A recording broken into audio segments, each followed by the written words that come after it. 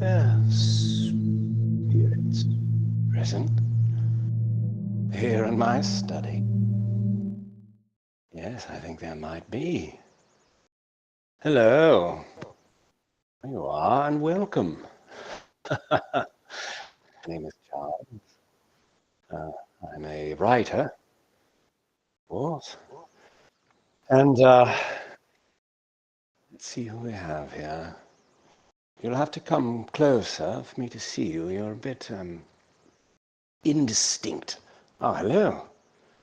Your name is Sean. I can see that. Well done. Yes. I can see you nodding at me as well. And your name apparently is Ashcroft. I think perhaps because you didn't set your name, but that's all right. I'll call you Ash until maybe you set a different one. Well, I'm very excited, right? And I'll tell you why. Being a writer is a bit of a lonely profession, I must say. Yes, not a lot of experience out and about. No, just mostly exchanging written missives back and forth. Well, hello there. Your name looks like it is Winslow. You're trying to see what's written in my book. Just a prop. Yeah. All the words, I wrote them myself, so they're up here. So you're not going to find anything in that book, no. You're going to have to wait till I tell you the story. Now, as I was saying, this is my favorite time of year because this is when I get to give my yearly recital. Yes, where we can break through the melancholy of the loneliness. And I get to share this space in this moment, well, right now, with you in this room together, such as it is. Now, tonight is going to be a bit different. Now, Winslow, do you mind? This is usually my spot here in front of the book. I don't mind standing with... You're not quite...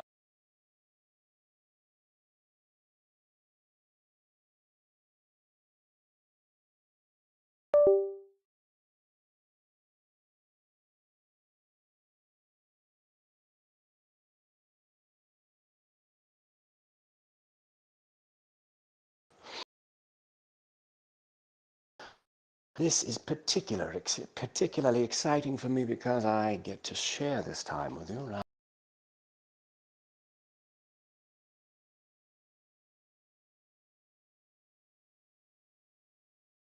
Fair. You admiring this back here, the stereoscope, yes? Who was it? One of you. It was you. You probably know, but for the rest of you, the stereoscope is a device for seeing photographs in 2 dimensions. In fact, there were a few interpretations of A Christmas Carol. Yes, I've got to see one. It was quite impressive, the ghosts especially. And over here, well, this is an older device from my youth. Yes, this is the magic lantern. And oh, when I was young, I would see storytellers accompanied by paintings of light. Ah, delightful. Well, very excited because tonight we have a bit of a, well, how should I say it, a stereoscopic magic lantern show. Yes. Yeah. Be a bit of an adventure, and you get to come along with me. It is new technology, however, so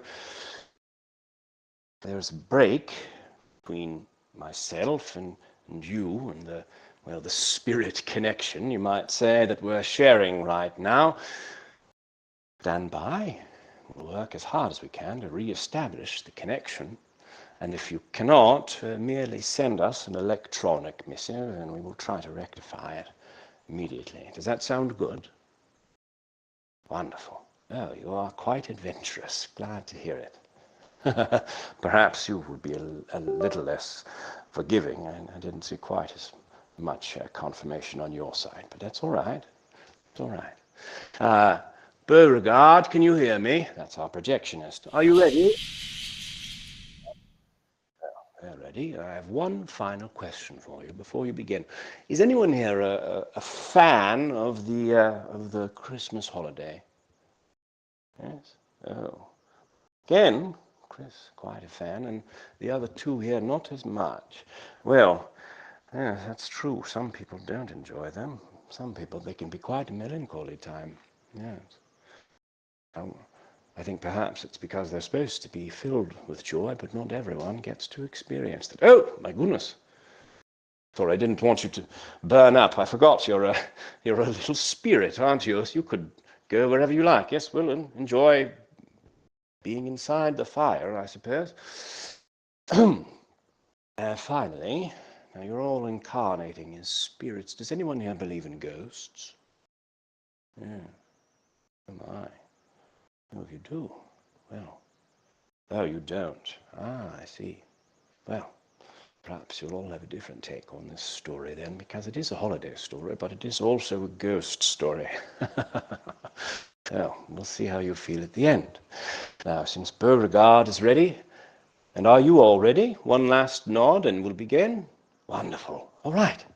Well then, without further ado, I think it's time.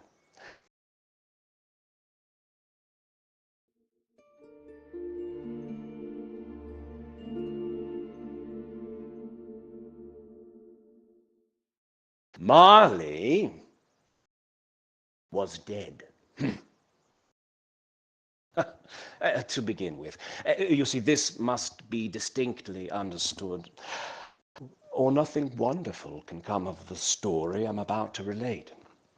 Scrooge never painted out old Marley's name. There it stood for years afterwards above the warehouse door. Scrooge and Marley. Oh, he was a tight-fisted hand at the grindstone, Scrooge. No wind that blew was bitterer than he. Nobody ever stopped him in the streets to say with gladsome looks, "Oh, my dear Scrooge, how are you? When will you come to see me? Nah, nah. Oh, dear. Well, what did Scrooge care? This was the very thing he liked, to edge his way along the crowded paths of life, warning all human sympathy to keep its distance. All the good days of the year, on Christmas Eve, old Scrooge sat busy in his counting house. Now, the door was open that he might keep an eye upon his clerk, who in the next cell beyond was copying letters. And now Scrooge had a very small fire, but the clerk's fire was so very much smaller that it looked like one coal. A Merry Christmas, Uncle! God save you! Sorry, Sean. This was the voice of Scrooge's nephew, who came upon him so quickly that this was the first intimation he had of his approach. Ha ha!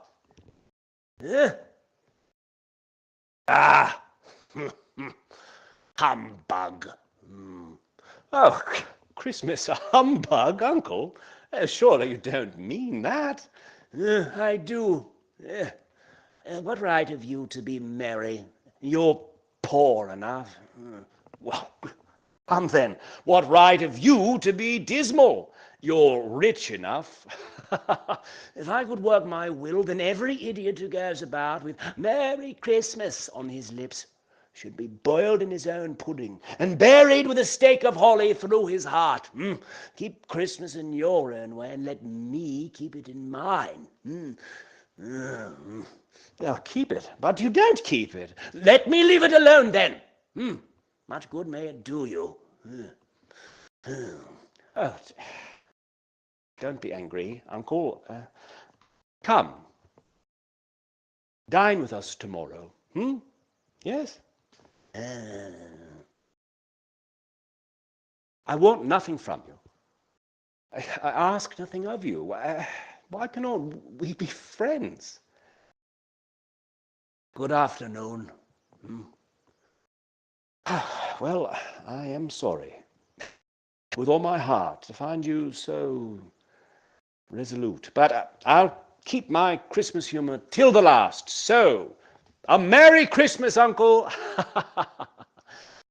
Good afternoon. And they, a Happy New Year. Good afternoon. Oh, a Merry Christmas, Bob. A Merry Christmas to you, good sir.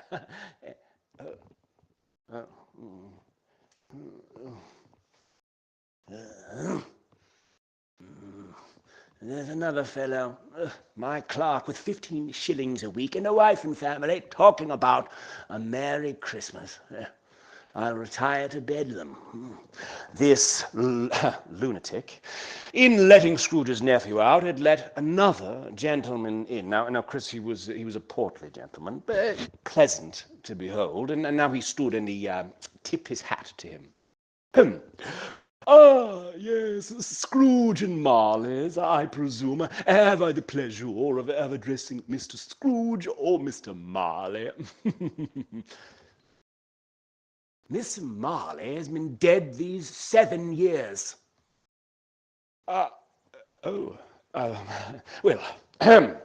at this festive season of the year, Mr. Scrooge, it is more than usually desirable that we should make some slight provision for the poor and destitute, who suffer greatly at the present time. Many thousands are in want of common necessaries.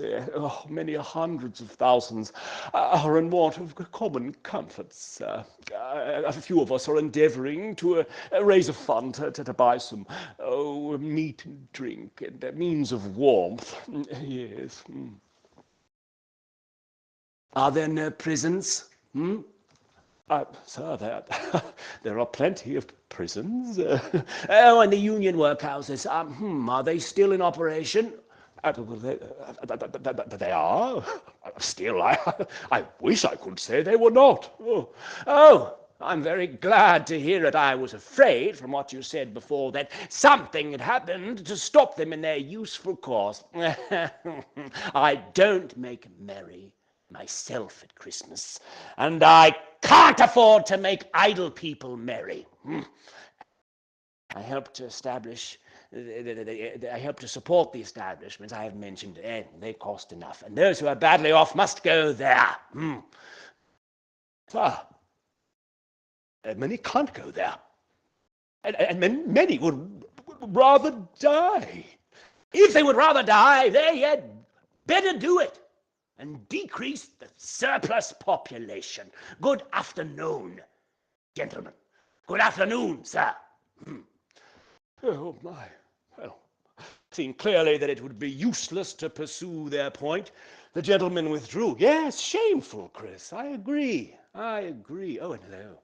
Oh, we have got some late attendees, Mr. Zhang, and I think I saw Cedric around here somewhere. Wonderful. Well, meanwhile, as you can see, the fog and darkness thickened. At length, the hour of shutting up the counting-house arrived, and with an ill will, Scrooge tacitly dismounted from his stool and tacitly admitted the fact to the expectant clerk.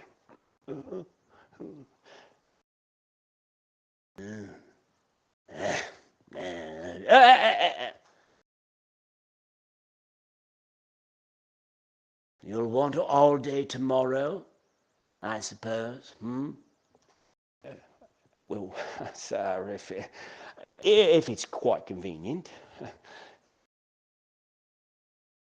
No, it's not convenient. And it's not fair. If I was to stop £0.50, you'd think yourself ill-used, I'll be bound. Yet you don't think me ill-used when I pay a day's wages for no work.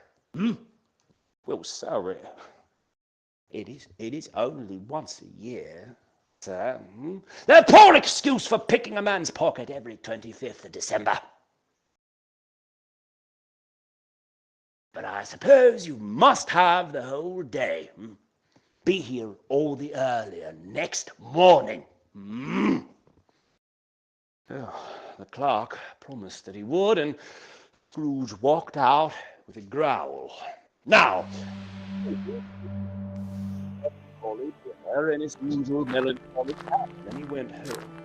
Now, he lived in a gloomy suite of rooms in a lowering old pile of a building. Now, oh, you've got the right idea there. Everyone else, what are you doing?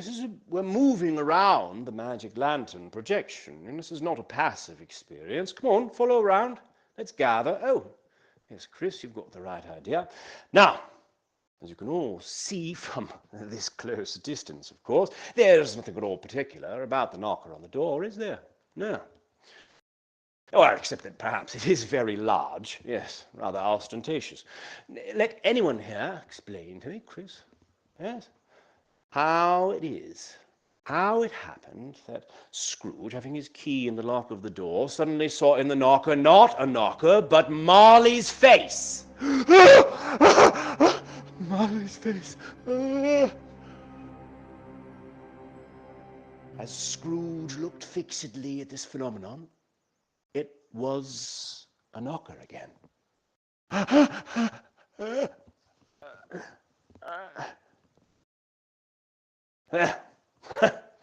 Pooh-pooh. Scrooge was not a man to be frightened by echoes, but he did walk through his rooms just to make sure that all was right. Huh?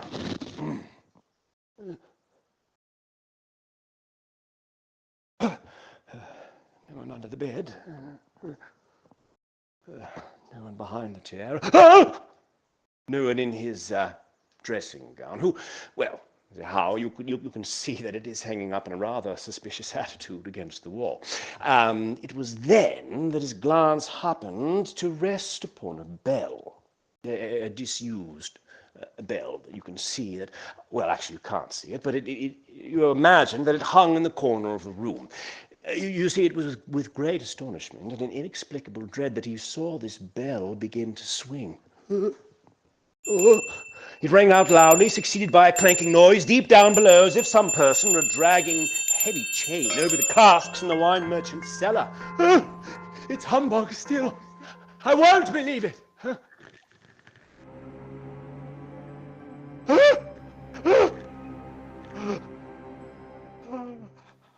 How now?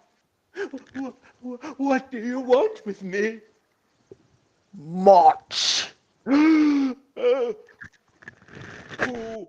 are you? In life, I was your partner, Jacob Marley. You don't believe me. I don't. Why do you doubt your senses? Well, because a little thing affects them. A slight disorder of the stomach makes them cheat. Why, you might be an undigested bit of beef. Or a fragment of cheese, a bit of an underdone potato. Why, there's more of gravy than of grave about you. Whatever you are.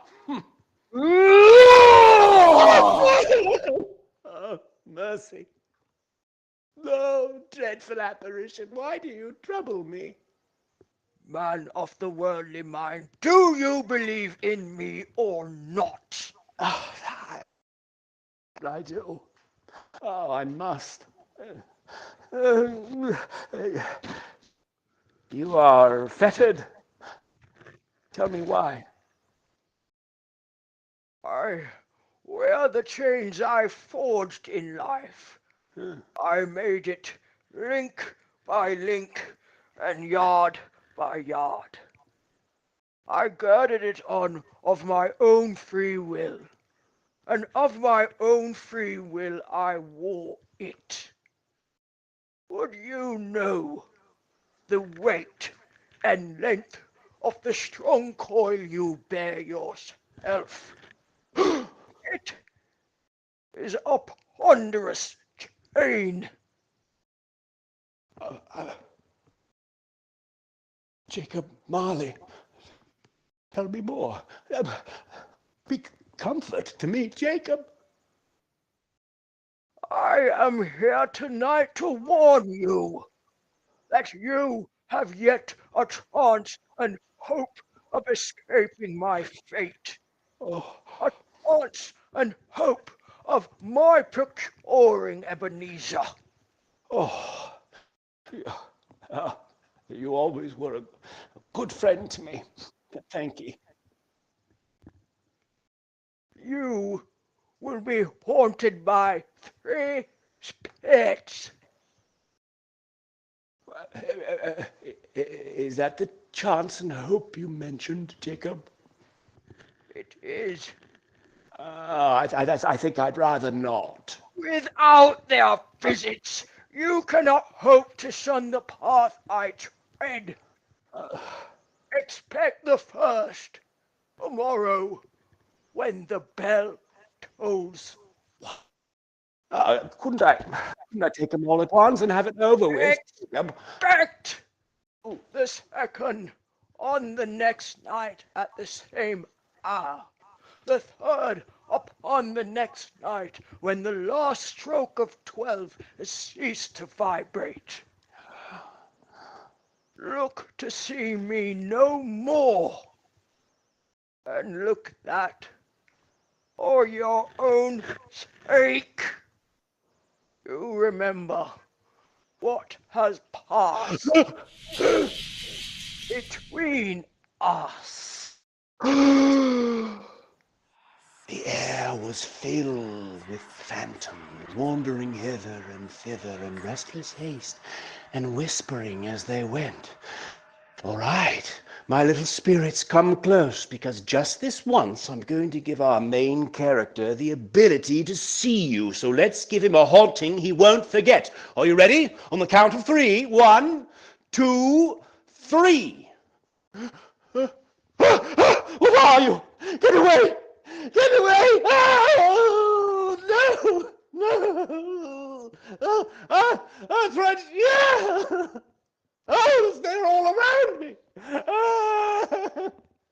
Wonderful, wonderful. Oh my goodness, what a fabulous haunting. Well done, little spirits.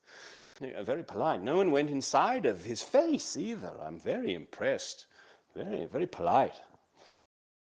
Every one of these spirits wore chains, and none were free. Whether these creatures faded into mist, all right, you're invisible again now. Whether they faded into mist or mist enshrouded them, he could not tell. Scrooge closed the window, and from the immersion he had undergone, or the fatigues of the day, or his glimpse of the invisible world, that's all you know. Again, wonderfully done. He went straight to bed without undressing and fell asleep upon the instant. Shh, shh, shh, shh. Well then. Since I think we all had a bit of activity, let's take one small break. This would be the time where you can rehydrate. Go ahead and imagine what the taste of water is like. I'll do the same.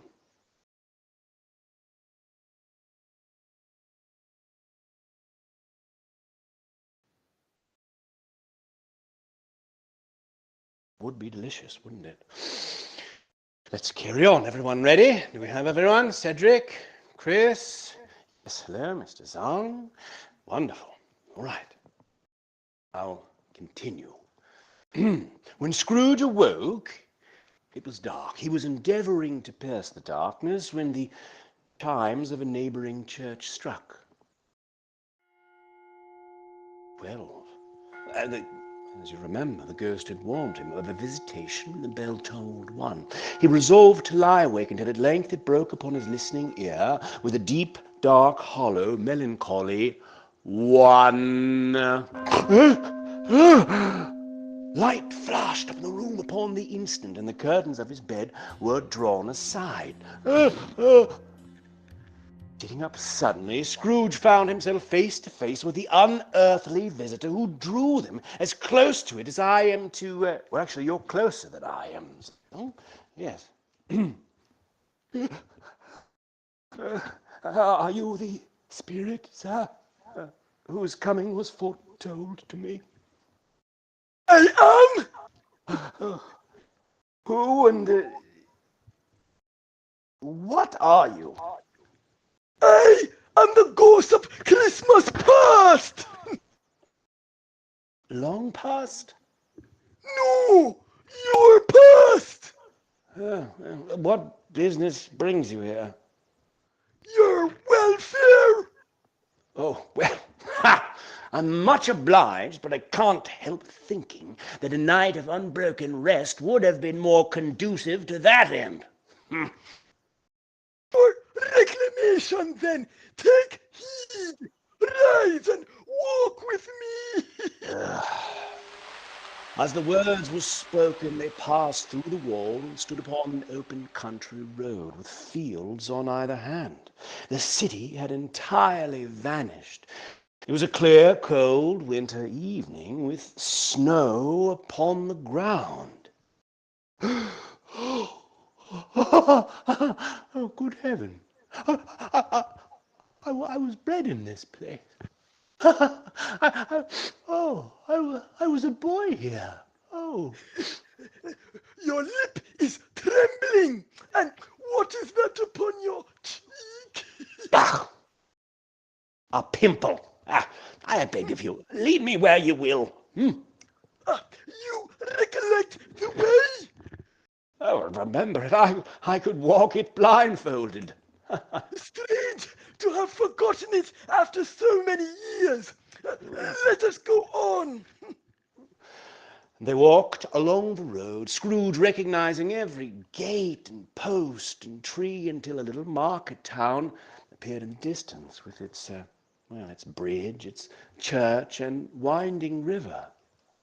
The school is not quite deserted. A solitary child, neglected by his friends, is left there still. I know. Entering the dreary hall, there was a chilly bareness in the place, which associated itself somehow with too much getting up by candlelight and, well, not too much to eat. A door at the back of the house disclosed a long, bare, melancholy room, made barer still by lines of plain desks. At one of these, a lonely boy was reading near a feeble fire, and Scrooge wept to see his poor forgotten self as he used to be. Oh, oh. Suddenly, a man in foreign garments, wonderfully real, distinct to look at, stood outside the window. Oh, with an axe stuck in his belt, and leading by the bridle a donkey laden with wood. Oh! Ha ha! Why, it's Ali Baba. Why, it's dear old honest Ali Baba. Yes, I know. One Christmas time, when yonder solitary child was left here all alone, he did come for the first time, just like that. Oh, poor boy. Oh, poor boy. I wish. It's too late now. What is the matter? Nothing. Nothing. There was a boy singing a Christmas carol outside my door last night. I should like to have given him something. Yeah, that's all. Let us see another Christmas. They had at that moment left the school behind them. They were now in the busy thoroughfares of a city. Excuse me, Zong. I don't mind walking through you as long as you don't mind. Now, here too it was Christmas time again. The ghost stopped at a certain warehouse door. Do you know it? Know it? I was apprenticed here. Oh, old Fezziwig. Oh, bless his heart. Why, it's Fezziwig alive again. Yo-ho there! Ha ha! Ebenezer! Oh, Scrooge's former self, now grown a young man, came briskly in. Yo-ho, my boy! No more work tonight. Ah, Christmas Eve, Ebenezer. Hiley ho, my lads. Clear away. Let's have lots of room here. Oh, there was nothing they wouldn't have cleared away with old Fezziwig looking on. It was done in a moment. The lamps were trimmed, and the warehouse was as snug and bright a ballroom as you would desire to see on a winter's night. In came a fiddler with a music book. In came Mrs. Fezziwig, one vast, substantial smile. And in came the 3 young Miss Fezziwigs, and in came the 6 young followers whose hearts they broke. In came all the young men and all the young men involved in the business, and away they all went, 20 couples at once, round and round. Come on, fill out the dance floor. This means you two. Come on. Yes, no parking. Let's see your spirit moves. Yes, oh, it's wonderful. Jolly bouncing. Well done. Ah, yes. During the whole of this, Scrooge acted like a man out of his wits. His heart and soul were in the scene, and with his former self he remembered everything, enjoyed everything, and underwent the strangest agitation. Yes! Look at you! Yes! Oh, I remember you. A silly matter to make these strange folks so filled with gratitude. Oh, small! No. Why, is it not? You spent but a few pounds of your mortal money. Is it so much that he deserves this praise? No, it isn't that, Spirit. He has the power to render us happy or unhappy, to make our service light or burdensome, a pleasure or a toil. The happiness he brings is quite as great as if it cost a fortune. Ah, what is the matter? Nothing particular. Well, I should like to be able to say a word or two to my clerk just now. That's all. My time grows short. Speak. This produced an immediate effect, for again Scrooge saw himself. He was older now, a man in the prime of life. His face had not the harsh lines of later years, but it had begun to wear the signs of care and avarice. Now, he sat by the side of a fair young girl, in whose eyes there were tears. Now, I'll be playing that role, so if anyone is feeling particularly embodied in their feminine energy this evening, go ahead, stand nearby. Maybe I'll absorb some of it. Go.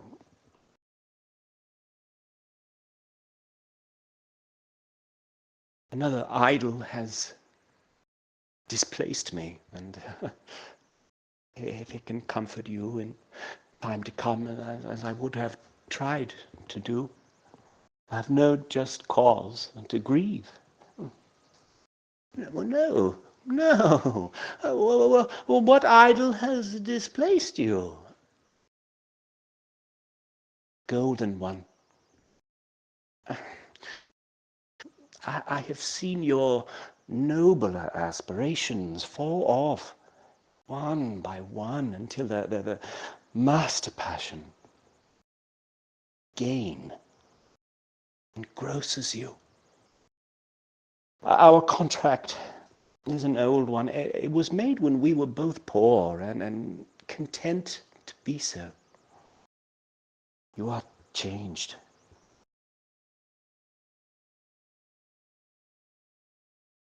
I release you with a full heart. May you be happy in the life you have chosen. She left him and they parted. No.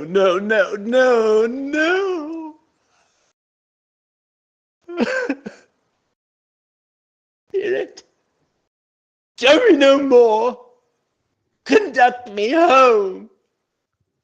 I told you that these are shadows of things that have been, that they are what they are. Do not blame me. Remove me. I cannot bear it. Haunt me no longer. He turned upon the ghost, and seeing that it looked upon him with a face in which there were fragments of all the faces it had shown him, he wrestled with it. He was then conscious of being exhausted and overcome by an irresistible drowsiness. He barely had time to reel to bed before he sank into a heavy sleep. Shh, that's enough now. That's enough. Oh my. Well, that got rather intense there, didn't it? I think this is an opportunity for another slight hydration break, all right? Just a few seconds now. Go on. Take a drink of water if you like.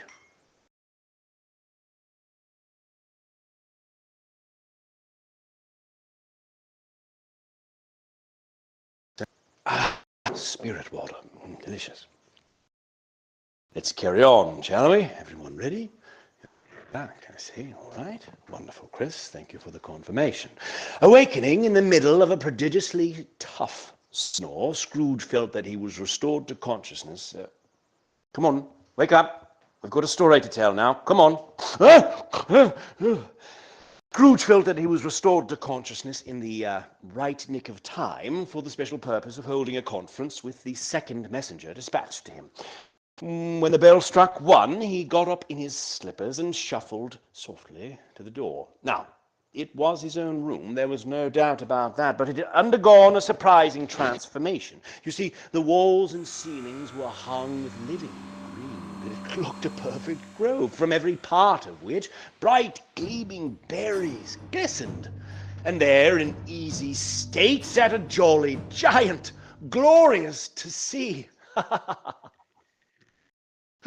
Come in. Come in and know me better, man. Scrooge entered timidly, and though the spirit's eyes were clear and kind, he did not like to meet them. I am the ghost of Christmas present. Look upon me. You've never seen the like of me before. Never. Have never walked forth with my elder brother, born in these later years. I'm afraid I have not. Have you had many brothers, Spirit? More than 1800. Oh, a tremendous family to provide for. Spirit, conduct me where you will. I went forth last night on compulsion. I learnt a lesson, which is working now. Tonight, if you have aught to teach me, let me profit by it. Grab my robe. Oh, very well. Scrooge did as he was told and held it fast, and they stood in the city streets on Christmas morning. Now the ghost led him straight to Scrooge's clerk's house, and on the threshold of the door the spirit smiled and stopped to bless Bob Cratchit's dwelling. Oh. Up rose Mrs. Cratchit, dressed but poorly, in a twice-turned gown, but brave in ribbons. She laid the cloth, assisted by Belinda Cratchit, second of her daughters, and now 2 smaller Cratchits, boy and girl, came tearing in, screaming and basking in luxurious thoughts of sage and onion. They danced about the table, and then in came little Bob, the father. Threadbare clothes, darned up and brushed to look seasonable, and a Tiny Tim upon his shoulder. Alas for Tiny Tim, he bore a little crutch and had his limbs supported by an iron frame. And how did little Tim behave? Oh, he's good as gold and bare.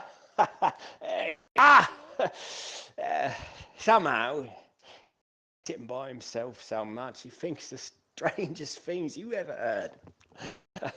He told me coming home that he hoped the people in the church saw him, for it might be pleasant for them. on Christmas Day, Tim. Remember who it was that made lame beggars walk and blind men see? Bob's voice was tremulous as he told them this, and it trembled even more when he said that Tiny Tim was growing strong and hearty. Up rose Mrs. Cratchit to take the pudding up, and in half a minute she entered, flushed, but smiling proudly. Oh, a wonderful pudding. Everybody had something to say about it. Come on, everybody, get a chair, gather round. But nobody said or thought that it was at all a small pudding for such a large family. It would have been flat heresy to do so. Hey, I'm talking to the two of you now, all right? Be polite. At last the dinner was all done, the cloth was cleared, the fire made up, and the whole Cratchit family drew around the hearth. That's you now. Come on, draw around. I'll give you Mr. Scrooge, the founder of the feast. Huh? The founder of the feast, indeed. I wish I had him here. I'd give him a piece of my mind to feast upon, I would. My dear, the children. Christmas Day. It should be Christmas Day. I am sure. And which one drinks the elf? An odious, dingy, unfeeling man is Mr. Scrooge. I'll drink his health for your sake and the day's, but not for his. Merry Christmas and a Happy New Year. You'll be very merry and very happy, I have no doubt. It was the first of their proceedings which had no heartiness. Scrooge was the ogre of the family. The mere mention of his name cast a dark shadow over the party, which was not dispelled for a full 5 minutes. But after it had passed, they were 10 times merrier than before. A Merry Christmas to us all, my dears. Oh, God bless us. God bless us. Every one, said Tiny Tim. Spirit, tell me if Tiny Tim will live. I see a vacant seat in the poor chimney corner, and a crutch without an owner carefully preserved. If these shadows remain unaltered by the future, the child will die. No. Oh, no. Kind Spirit, say he will be dead. What then? If he be like to die, he had better do it and decrease the surplus population. Man, if man you be in heart, forbear that wicked cant until you know what the surplus is and where it is. Will you decide what men shall live and what men shall die? It might be that, in the sight of heaven, you are more worthless and less fit to live than millions like this poor man's child. Scrooge bent his head before the ghost's rebuke, and trembling cast his eyes upon the ground. It was then that Scrooge and his children again upon their travels. Much they saw and far they went, but always with a happy end. The spirits stopped beside sick beds, and they were cheerful. By poverty, and it was rich. In almshouse, in hospital, in jail, in misery's every refuge, the Spirit left his blessing. It was a long night, if it were only a night, but Scrooge had his doubts of this because the Christmas holidays appeared to be condensed into the space of time they passed together. It was then that Scrooge looked about him for the ghost and saw it not. As the last stroke of 12 ceased to vibrate, he remembered the prediction of old Jacob Marley, and lifting up his eyes, beheld a solemn phantom, draped and hooded, coming like a mist along the ground towards him.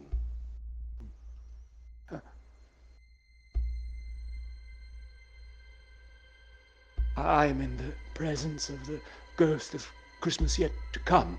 Yes? You are about to show me the things that have not happened, but will happen in the time before us. Is that so, Spirit? Well, lead on. Lead on. The night is waning fast, and it is precious time to me, I know. Lead on, Spirit. The phantom moved away as it had come. The city seemed to spring up about them and encompass them of its own act, but there they were in the heart of it. The spirit stopped beside one little knot of businessmen. No, said a great fat man with a monstrous chin. I don't know much about it either way. I only know he's dead. What has he done with his money? Asked a red-faced gentleman. I haven't heard. He hasn't left it to me, that's all I know.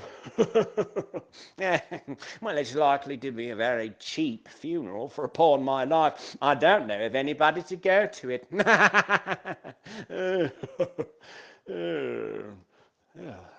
I know those men. The phantom glided on. It went into an obscure part of town where Scrooge had never penetrated before. Sitting in amongst the weighers he dealt in was a grey-haired rascal. Scrooge and the phantom came into the presence of this man, just as a woman with a heavy bundle slunk into the shop. Oh, what odds then? What odds then, old Joe? Every person has a right to take care of himself. He always did. True indeed. No man more so. Who's the loss? Who's the worse for the loss of a few things like these, eh? Not a dead man, I suppose. If he wanted to keep him after he was alive, then why wasn't he natural in his lifetime, eh? If he was, he'd have had somebody to look after him when he was struck with death.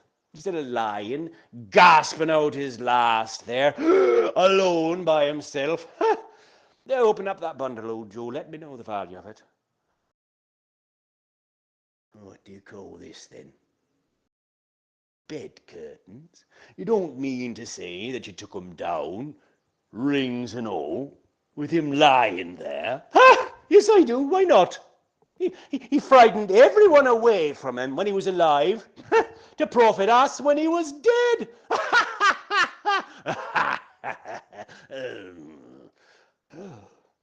Spirit, I see. The case of this unhappy man might be my own. My life tends that way now. See. Huh! Huh! Merciful heavens, what is this? He recoiled in terror. For the scene had changed again, and now he almost touched a bed, a bare, uncurtained bed, on which, beneath a ragged sheet, there lay something covered up. A pale light fell straight upon the bed, and on it, unwatched, unwept, uncared for, was the body of this man. Scrooge glanced towards the phantom, but its steady hand was pointed to the head. This is a fearful place. In leaving it, I shall not leave its lesson. Trust me. I beseech you. Let us go. Oh, let me see some tenderness connected with the death. Ghost conducted him through several streets now familiar to his feet. They entered poor Bob Cratchit's house and found the mother and the children seated round the fire.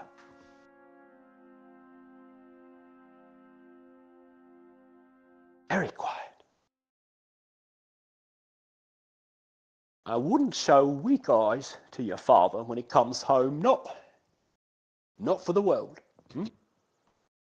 Bob, I think, has walked a little slower these last few evenings. I've known him walk with Tiny Tim very fast indeed. But he was very light to carry. Father loved him so that it was no trouble. No trouble. Oh, and there's your father at the door. Bob was very cheerful with them, and he spoke pleasantly to all the family. Oh, my dear, wish you could have gone. It would have done you good to see how green a place it is. But you'll see it often. I promised him that I would walk there on a Sunday. Oh, my little child. Oh, my little child. Spectre, something informs me that our parting moment is at hand. I know it, but I know not how. Tell me, what man that was that we saw lying dead? The phantom led him through an iron gate to a churchyard. The spirit stood amongst the graves and pointed down to one.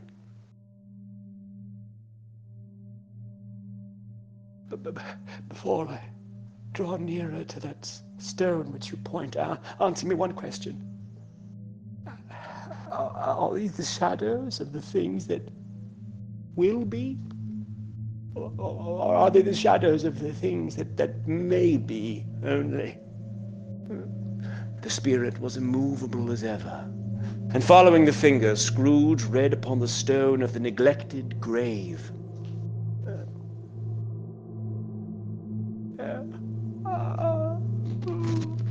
His own name. Oh, am I that man who lay upon the bed? Oh, no, spirit! Why show me this if I'm past all hope? Show me yet that I may change these shadows you have shown me by an altered life. I will honor Christmas in my heart and try to keep it all the year.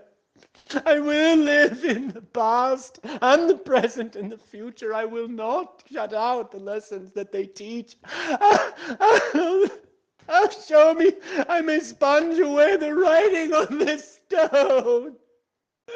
In his agony, he caught the spectre's robe. The spirit repulsed him. Holding up his hands in a last prayer to have his fate reversed, he saw an alteration in the phantom's hood and dress. It collapsed, dwindled, and shrunk down into a bedpost.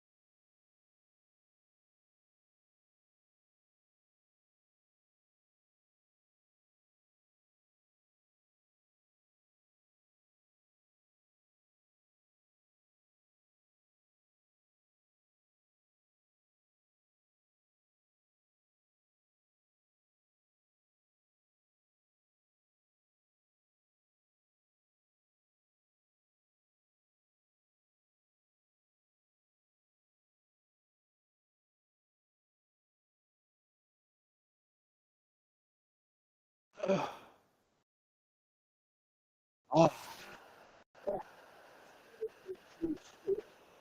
wonderful. All right. Now we're steaming this thing to the end. Come on, we can't leave without the catharsis, can we? Here we are. He returned from his dream. Oh, the spirits of all three shall strive within me. They will. Oh, Jacob Marley, heaven in the Christmas time be praised for this. The shadows of the things that would have been made it may be dispelled. They will be. I know they will. Oh, I'm as light as a feather. Oh, I'm as happy as an angel. Oh, I'm as merry as a schoolboy. Oh, hello. Whoop, hello there. Yes, what's today, my fine fellow? Today, why, it's Christmas Day, sir. It's Christmas Day. The spirits have done it all in one night. Do you know the poulterers, the one at the corner? Do you know if they've sold the prize turkey that was hanging there? No, not the little one, the big one. Yes, go and buy it and tell them to bring it here. I'll send it to Bob Cratchit's. He shan't know who sends it. Oh, it's twice the size of Tiny Tim. Oh, hello. Whoop. There's the turkey. It's much too big to carry to Camden Town. You must have a cab. Oh, Merry Christmas! The chuckle which he said this, and the chuckle with which he recompensed the boy, and the cab were only to be met by the only be matched by the chuckle with which he sat down breathless in his chair again and chuckled till he cried. He got up again, all in the far when he came across the portly gentleman who had come into his counting house the day before. Oh dear, no, not him. Hello, my dear sir. Yes. How do you do? Oh, I do hope you succeeded yesterday. Oh, it was very, very kind of you. Oh. A Merry Christmas to you, sir. Mr. Scrooge? Yes. That is my name. And allow me to ask your pardon, sir. And will you have the goodness? Lord bless me, Mr. Scrooge, are you serious? Oh, if you please, not a farthing less. Oh, a great many back payments are included in it, I assure you. Will you do me that favor? Yes. My dear sir, I don't know what to say. Don't say anything. Please, come and see me. Will you? Will you come and see me? I will. Oh, thank you. Oh, thank you 50 times. Oh, in the evening, he turned his steps towards his nephew's house. Fred, it is I, your uncle Scrooge. I have come to dinner. Will you let me in, Fred? Now let him in. Ha! Who is that? It's a mercy he didn't shake his arm off. Oh my. Oh, he was at home in 5 minutes. Nothing could be heartier. Wonderful party, wonderful games, wonderful unanimity, wonderful happiness. But he was early at the office next morning. Yes, he was. If he could only be there late and catch Bob Cratchit coming in late. That was the thing he had set his heart upon, and he did it. Yes, he did. He was a full 18 minutes and a half past his time. Hello? What do you mean by coming here at this time of day?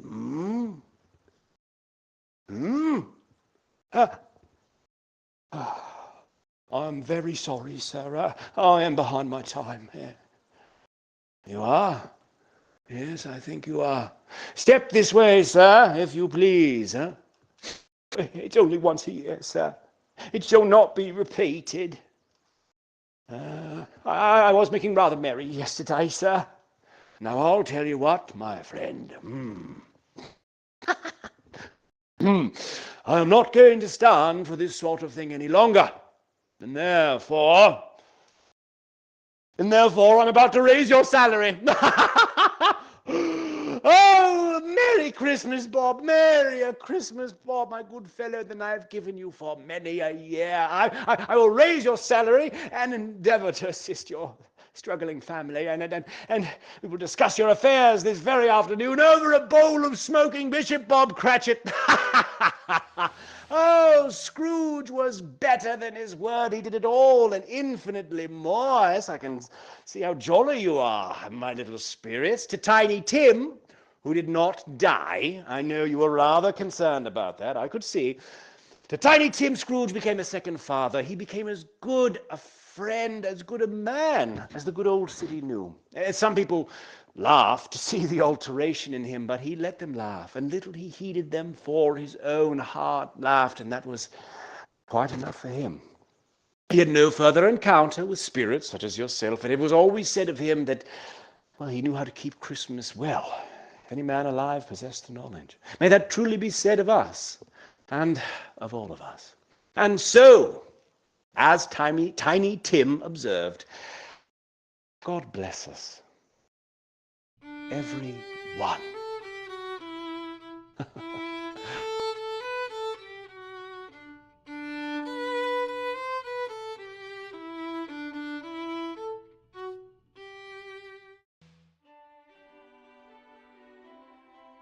Thank you, ladies and gentlemen, for joining us for this matinee of A Christmas Carol starring Debbie Deere as the ghosts.